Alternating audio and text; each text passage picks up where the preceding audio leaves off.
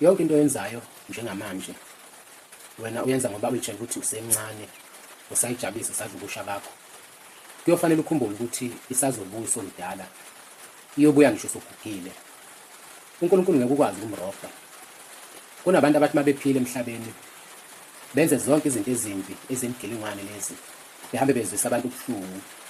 Omunye hambe eqonya ekhulelisa ingane eshiya kanjalo, kodwa bese banethemba lokuthi mase sefuna umfazi uyothandaza bese uNkulunkulu emnika umfazi oqotho.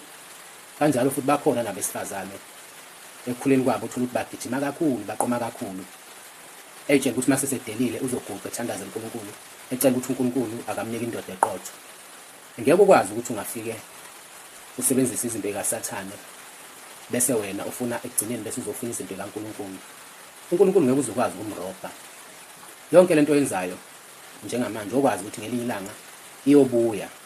Ngisho usuganwa futhi uyogana umuntu wesifazane uzohluka eqome kakhulu, noma ngabe wena uthandaze kanganani uthi lo mfazi loyo mhlambe uzomthola uNkulunkulu, kodwa uyothola umuntu ozokwenza lento nawe oyenzile ebusheni bakho.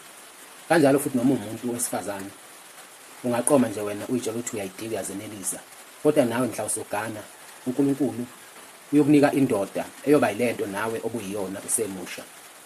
Ungacabangeki ukuthi empilweni ungarobha uNkulunkulu ufike uphile ngokuzwisa abantu ubuhlungu, uphile ngayo yonke into ukuthi utshela ukuthi ekugcineni wena uzophenduka bese uyasinda kuzo zonke lezi zinto ezimbi ozenzile usemusha.